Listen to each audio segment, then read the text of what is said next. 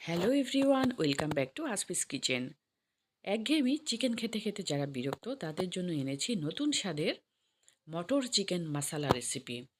কিভাবে খুব সহজে মটরশুঁটি দিয়ে সুস্বাদু এই চিকেন মটর তৈরি করে নিতে পারবেন, দেরি না করে আসুন ঝটপট দেখে নিই। খুবই সুস্বাদু এই রেসিপি খেতে পারবেন গরম গরম ভাত বা পোলাওয়ের সাথে। দেরি না করে আসুন দেখে নিই। আজকের এই স্পেশাল রেসিপি তৈরি করার জন্য আমি নিয়েছি 1.5 কেজি ওজনের একটি চিকেন। আপনারা ব্রয়লার, দেশি মুরগি বা সোনালী মুরগি যে কোনো মুরগি দিয়েই এই রান্নাটি রান্না করতে পারবেন। মাংস পরিষ্কার করে কেটে ছোট ছোট টুকরো করে ধুয়ে পানি ঝরিয়ে নিয়েছি।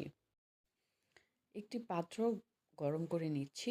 এই পাত্রটা যখন গরম হবে এখানে দিয়ে দিচ্ছি 4 থেকে 5 টেবিল চামচ পরিমাণ রান্নার তেল।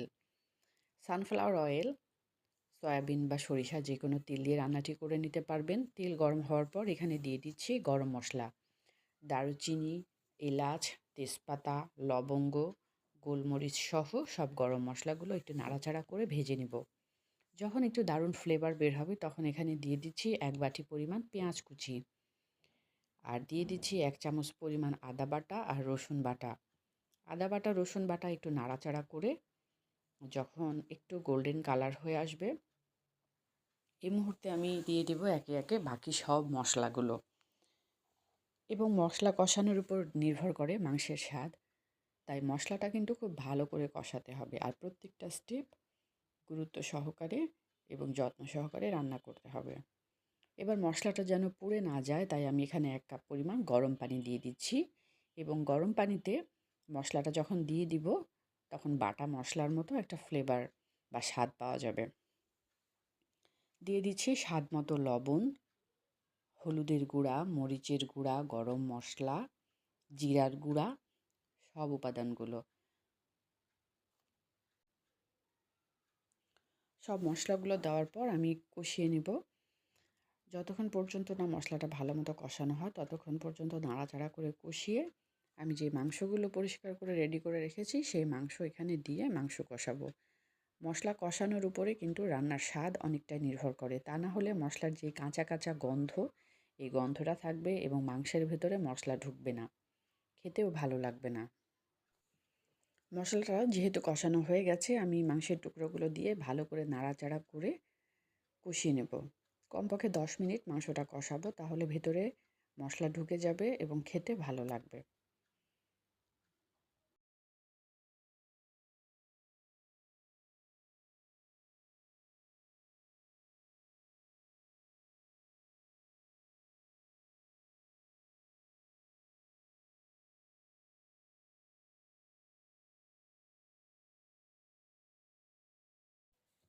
এদিকে চিকেন কষানো হয়ে গেছে এবং কিছুটা ঝোল থাকা অবস্থাতেই আমি এখানে যোগ করব, আমি কিছু পরিমাণ আলু কেটে রেখেছি, এই পরিষ্কার আলু।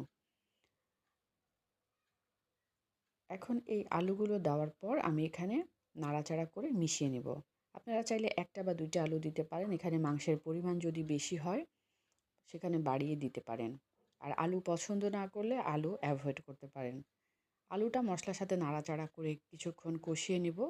আর খেয়াল রাখতে হবে যেন ঝোলটা একদমই শুকিয়ে না যায়, কিছুটা পরিমাণ ঝোল থাকা অবস্থাতেই এখানে আমি আরও অ্যাড করছি আজকে রান্নার যে বিশেষ স্পেশাল মটরশুঁটি।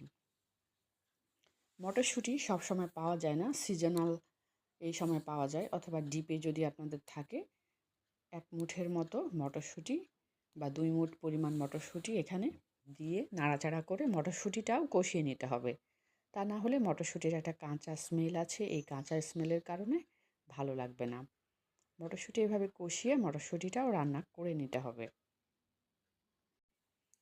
আলু এবং মটরশুঁটি সহ মাংস যখন ভালো মতো কষানো হয়ে গেছে, ঝোল আর অবশিষ্ট নেই, এ পর্যায়ে আমি দিয়ে দিব গরম পানি। গরম পানি দিলে রান্নাটা পারফেক্ট হয় এবং স্বাদটা নষ্ট হয় না। এক্ষেত্রে আমি 2 গ্লাসের মতো গরম পানি করে রেখেছি, গরম পানিতে সেদ্ধ করে নেব। আর যেহেতু একটু ঝোল ঝোল খাবো তাই পানির পরিমাণটা একটু বাড়িয়ে দিয়েছি। এবার 10 থেকে 15 মিনিট ভালো মতো সিদ্ধ হওয়ার পর মাঝে মাঝে একটু নাড়াচাড়া করে দিব যেন প্রত্যেকটা জায়গা সমানভাবে সেদ্ধ হয় আর মশলাটা সব জায়গায় সমানভাবে লাগে। তারপর যখন ঝোলটা মাখা মাখা হয়ে যাবে চুলাটা বন্ধ করে নামিয়ে নিব।